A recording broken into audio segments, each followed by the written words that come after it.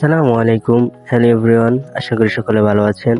তো আজকে আপনাদেরকে দেখাবো আমরা কিভাবে এত ছোট একটা ঘরে কবুতর পালি। তো চলেন দেখে আসি আমরা কিভাবে কি করি। মূলত আমাদের দরজা দুইটা, একটা হলো ভিতরে আর একটা বাহিরে। ভিতরেরটা মূলত আমাদের ঘরের সাথে কানেকশন, যাতে করে আমরা আসা যাওয়া করতে পারি। আর বাহিরেরটা দেওয়া হয়েছে কবুতরের সুবিধার্থে, যাতে করে কবুতরগুলো আসা যাওয়া করতে পারে। আর এটা হলো আমাদের কবুতরের ঘর। এখানে প্রায় 35 জোড়া কবুতর আছে।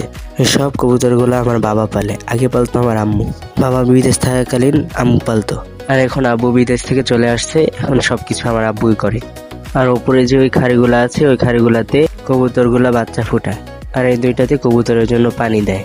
এগুলোর নাম কি বলে ভুলে গেছি, যদি জেনে থাকেন কমেন্ট বক্সে বলে যাবেন। আর এই বাকিগুলোতে কবুতরের জন্য খাবার দেয়, আর সেই খাবারগুলো হলো সরিষার দানা আর হলো গম। এগুলো সব একসাথে মিশিয়ে তারপরে দেয়। আর এগুলা ডাক শুনতে অনেক ভালোই লাগে। কেমন একটু শুনে দেখেন।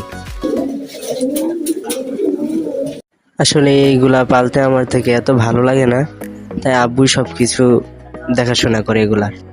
তো গাইস, আজকের মিনি ব্লগটা এতটুকু পর্যন্তই ছিল। তো সকলে ভালো থাকবেন, সুস্থ থাকবেন, দেখা হবে অন্য কোনো ভিডিওতে। আর ভিডিওটা ভালো লেগে থাকলে অবশ্যই লাইক সাবস্ক্রাইব করে দিবেন। যদি ফেসবুক থেকে দেখে থাকেন তাহলে ফলো করে দিবেন। আল্লাহ হাফেজ।